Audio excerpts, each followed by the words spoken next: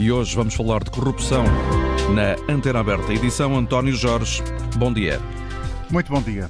De acordo com o Diário de Notícias, que cita dados oficiais, a corrupção em Portugal está a ganhar terreno. No ano passado aumentou o número de casos e há também um maior número de casos sem solução. Há 909, aliás, inquéritos pendentes na Polícia Judiciária, ou seja, casos por resolver na PJ, casos de corrupção sem fim à vista, o que representa na prática um aumento de 15% em relação ao ano anterior e 48% se compararmos estes dados com aqueles que existiam em 2017. No caso... Unanimidade. Deixe-me só trazer aqui esta conversa, João Paulo Batalha, se me permitir. Filipe Pontes, que faz parte da direção do Observatório de Economia e Gestão de Fraude. Bom dia, muito obrigado também pela sua colaboração. Eu pedi-lhe uma análise, em primeiro lugar, a estes dados que, no fundo, servem de gatilho para esta discussão. Eles são, do seu ponto de vista, uma evidência de que a corrupção não está a ser travada ou, pelo contrário, este conjunto de dados revela que a corrupção é cada vez mais um fenómeno presente na vida dos portugueses e, portanto, há consciência da sociedade que é preciso apontar o dedo e fazer chegar os casos suspeitos às entidades capazes de os investigarem. Muito bom dia, agradecer em primeiro lugar o convite. Enfim, em nome do Observatório de Economia e Gestão de Fraude, a visão e, no fundo, aquilo que estes dados nos dizem acaba por ser um bocadinho a sociedade civil a empurrar o mundo judiciário, o mundo político para a realidade. Ou seja, no fundo o que nós percebemos, e também já foi um pouco dito na intervenção que me antecedeu, é que de facto há maior conhecimento, maior literacia financeira na sociedade. Há uma maior capacidade para a denúncia. Os telejornais hoje em dia invadem cada vez mais as nossas casas com estas notícias e, portanto, a percepção da corrupção, inevitavelmente, seja qual for o estudo, com dados mais acima ou mais abaixo, aponta para um caminho de uma clara maior capacidade de interpretação e maior sensibilização por parte da sociedade civil. E isso é uma boa notícia. Também é uma boa notícia, e julgo que aqui também estamos de acordo, quando nós percebemos que todos os estudos, por exemplo, da ACFE, que é o organismo mundial de especialistas certificados em fraude, todos eles apontam que a maior parte das denúncias, portanto, as situações detectadas de fraude vêm por via da denúncia. E, portanto, cada vez mais que a sociedade civil e os vários organismos, ora por via da obrigação legal, ora por via da própria evolução, abrem caminhos a haver denúncia junto às entidades. Tivemos um exemplo recente na Igreja Católica, mas há outros próprios canais de denúncia que são impostos no setor financeiro, banca e seguros. E a propósito disso, temos que citar, por exemplo, a Lei 54/2021, de 13 de agosto, que transpõe a diretiva da União Europeia, que tem como objetivo estabelecer normas que têm como fim facilitar a utilização de informações financeiras pelo DCAP, pelo Gabinete de Recuperação de Ativos para efeitos de prevenção, detenção, investigação ou repressão de infrações penais graves, veio alterar o regime geral das instituições de crédito e sociedades financeiras e há depois também a chamada a lei do denunciador, que também, exatamente, que também está transposta para o ordenamento jurídico nacional. Correto, e também para não juntar a esse pacote todo, portanto que o setor financeiro, há cada vez mais entidades que estão obrigadas a denunciar, enfim, não sei se existe esse conhecimento, mas casinos, imobiliárias, não só bancos e seguradoras, mas muito mais entidades estão obrigadas a fazer este reporte, daí o número ter disparado. Ou seja, é aquilo que, e o Filipe vai-me ajudar aqui, até para que o nosso auditório perceba, e o Filipe e o João Paulo, sim, que é um conjunto novo de obrigações daquilo que tecnicamente se chama compliance, não é? Compliance, sim. No fundo, essa figura de alinhar com as obrigações e os requisitos legais, a fazer verter para dentro das instituições que a função de compliance obriga, portanto, esse cumprimento desses requisitos e essas obrigações de denúncia, ou seja, acima de determinado montante de transações que tenham sido feitas por numerário, em vez de transferência bancária ou de tipo de pagamento, têm que ser denunciadas. Portanto, isso é um exemplo que a banca já diria desde 2005, 2006, está obrigada,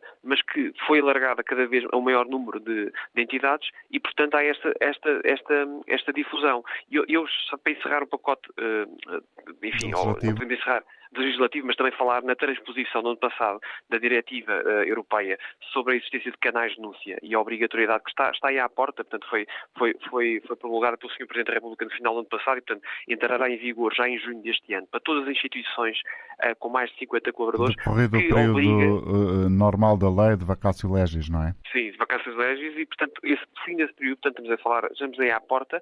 Vamos também abrir aqui uma porta que é importante para que este número continue a disparar. Agora, quando me pergunta, portanto, temos maior sensibilização, temos maior percepção, temos mais ferramentas para receber, porque eu há pouco não concluí, mas a CFE diz que por mais sistemas de controle interno que as organizações tenham, sistemas informáticos, continuam todos os estudos a indicar que a maior detecção é feita por via da dica, da denúncia. E, portanto, esta é a principal ferramenta. Portanto, quanto mais por via legal, ou por via no setor financeiro, ou por via também legal para esta diretiva, nós recebemos esta informação, mais este número vai continuar a aumentar. Agora, a pergunta que me coloca a seguir, isto é a boa notícia. As boas notícias, diria que acabam aqui. E a partir daqui, o que é que se faz com esse manancial de informação que é recebido e que deve ser trabalhado, deve ser investigado, enfim, pronto. E, portanto, aqui é que se colocam os problemas, e que também foram já abordados aqui anteriormente, portanto, que é a questão da capacidade da nossa via judicial de trabalhar e investigar, de ter meios de assessoria também próprios e proporcionais às necessidades, e isso coloca aqui, de facto, desafios que o poder político e também o poder judicial tem de facto tido dificuldade até hoje em trabalhar. Portanto, quando eu comecei por dizer que de facto é a sociedade civil e a própria regulatória que empurra para termos hoje aqui um manancial de informação, de facto, são as boas notícias que nós temos. Temos pacotes legislativos, temos canais, cada vez mais entidades que o fazem de uma forma ou, enfim, voluntária ou por obrigação, por cumprimento legal. E, portanto, essas entidades têm que fazer o seu trabalho e trabalhar na informação, mas nós, depois, toda a sociedade civil também tem uma expectativa, e é aí que o Observatório também trabalha nessa expectativa, de sensibilização para que, mediante essa situação e esses dados que são postos na praça pública, alguns, a maior parte deles devem ser investigados pelas entidades competentes, o que é feito? O que é que deve ser feito? Qual é que é o crime compensa? Se não é compensa? Se é feita a sensibilização por via do exemplo, de exemplos que sirvam exemplarmente a toda a sociedade. E aí nós temos aí algumas dúvidas.